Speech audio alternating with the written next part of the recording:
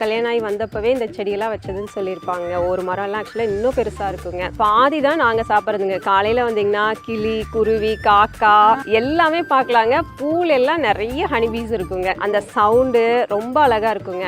காலையில் கேட்கறதுக்கு ஆக்சுவலாக இங்கே காலையில் ஹெல்ப்புக்கு வர பொண்ணுங்களாம் கேட்பாங்க, ஏக்கா பாதி எல்லாம் சப்போட்டா கீழே கிடக்குது, நீங்கள் பொறிக்க மாட்டீங்களாக்கா அப்படின்லாம் கேட்பாங்க. இது ஏதோ ஒரு பூ இருக்குன்னு சொன்னீங்களா, அது என்னது? கருவேப்பில் வந்து பூ வச்சிருக்குங்க. ஓகே, இந்த பூங்க ஸ்மெல் பண்ணலாமா? பண்ணலாங்க.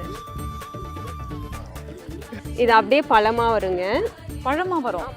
பழமாக வருங்க. இந்த பழத்தை வந்து நம்ம கிரேவி மாதிரி செஞ்சு சாப்பிட்லாங்க. ரொம்ப ஸ்கின்னுக்கெல்லாம் அவ்வளோ நல்லதுங்க. ஸ்கின்னுக்கு, ஹேருக்கெல்லாம். ஸ்கின்னு எனக்கு டக்குன்னு ஓகே ஆயிடுச்சு. எனக்கே ஆக்சுவலாங்க அந்த ஒரு டைம் ஃபீவர் வந்ததுங்க. அப்போ எனக்கு ஹேர் ஃபால்லாம் ரொம்ப அதிகமாக இருந்துச்சுங்க. நான் ரெகுலராக காலைல எந்திரிச்சோடனே இந்த மரத்துக்கிட்ட தான் வருவேங்க. வந்து ஒரு ஃபஸ்ட்டு டே ஒரு 2 கொத்து 3 கொத்து சாப்பிட்டேன். அதுக்கப்புறம் ஒரு கை 2 கை ஆச்சுங்க. எனக்கு ஒரு 2 வீக்ஸ் தாங்க சுத்தமாக முடி கொட்டாது நின்றுடுச்சுங்க.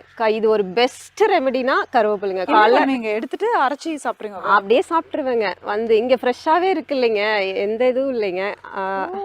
காலைல எழுந்திரிச்சோடனே ஆயில் புல்லிங் பண்ணுவோங்க நம்ம தேங்காய் எண்ணெயிலேங்க. பண்ணிவிட்டு இதை வந்து டைரெக்டாக இதை சாப்பிட்ருவேங்க. முடிஞ்ச அளவுக்கு நான் எடுத்துக்குவேன். அதனாலதான் பிரியா அவர்களின் கூந்தல் பாத்தீங்களா, இந்த மாதிரி கூந்தல் வேணும்னா எல்லாருமே ஃபாலோ பண்ண. ஆமா, ஏற்கனவே ஃப்ரண்ட்ல எனக்கு வாங்கிடுச்சு. இனி கூடிய சீக்கிரம் அந்த கருவேப்பிலை நிஜமா வாங்க. கண்டிப்பாங்க. வெறுமா சாப்பிட்டாலே போதும்ன்றீங்க? ஆமாங்க, காலையில எந்திரிச்சு ஒரு 2 கொத்து கருவேப்பிலை நீங்க சாப்பிட்டு பாருங்க, ஹேர் ஃபால் கண்டிப்பா நிக்குங்க. சூப்பர். சோ அடுத்தது என்ன பிரியா? நம்ம கீரை வகையெல்லாம் பார்க்கலாங்க. நம்ம ஃபார்ம்ல கரிசலாங்கண்ணி இருக்குங்க, ஃப்ரெஷ்ஷா புளிச்சக்கீரை இருக்குங்க, நாட்டு வல்லார இருக்குங்க, புளிச்சக்கீரைங்க. சாப்பிடுறது நல்லா இருக்குங்க. ஆஹா, அவங்களோட ஃபேமஸான ஒரு விஷயம் இந்த பூல இருந்து தான் இந்த பூ வந்து மலர்ந்திருக்கு அப்படின்னு சொல்லலாம் பிரியா அவங்க. So she's very famous for this.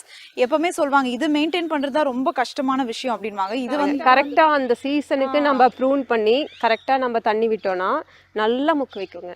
உரம் வந்து ஒரு 15 days ஒன்ஸ் அந்த சீசனுக்கு நம்ம கொடுக்கணுங்க. அது மட்டும் பண்ணோம்னா போதுங்க. நல்ல வெயில் வேணுங்க. நம்ம ஃபேமிலியுமே ஆக்சுவலாக அப்படிதாங்க. கொஞ்சம் வெயில், கொஞ்சம் தண்ணி எங்கே இருந்தாலும் அந்த இடத்துல செடி வச்சுருவாங்க. ஆமாங்க, அந்த இடத்த நாங்கள் வேஸ்ட் பண்ணவே மாட்டோம். இதுதான் ஆக்சுவலாக நாட்டு வல்லாரிங்க. இது துவையல் செஞ்சு சாப்பிட்லாங்க. நம்ம இதில் ஒரு கொத்து இருந்தால் போதுங்க, ஒரு துவையல் பண்ணிடலாங்க. டிஃபனுக்குமே சட்னிக்கெலாம் பண்ணலாங்க. ஞாபக சக்திக்குங்க. அப்போ சோபனாக்கு இது ஒரு 2 கூட பத்தாதுன்னு நினைக்கிறேன். இது ரொம்ப தேவை எனக்கு. சொல்லுங்க, இதுல எப்படி சட்னி செய்யலாம் டக்குன்னு? வெங்காயம், பூண்டுங்க, கொத்தமல்லி, சீரகம், மிளகு, அப்புறம் இதெல்லாம் வணக்கிட்டுங்க. உப்பு தேவையான அளவு போட்டு, அப்புறம் இந்த கீரையும் போட்டு வணக்கிட்டுங்க. அப்புறம் தேங்காய் புளி போட்டு சட்னி அரைச்சிடலாங்க. இதுதான் நாட்டு கரிசலாங்கண்ணிங்க, வெள்ளை கலருங்க. எல்லா கீரையும் உங்கள் வீட்டிலே இருக்கா? ஆமாங்க, முடிஞ்ச அளவுக்கு நேட்டிவ் வெரைட்டியாக பார்த்து நாங்கள் ஒன்று மெயின்டைன் பண்ணுவோங்க. இது வந்து நாட்டு கரிசலாங்கண்ணி. பூ பார்த்தீங்கன்னா தெரியும், ஒயிட் கலரில் இருக்குங்க.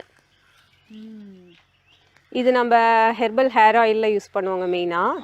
அப்புறம் அதுக்கப்புறம் சட்னியாக செஞ்சு சாப்பிட்லாங்க. இதுவும் அதே ப்ராசஸ் தாங்க.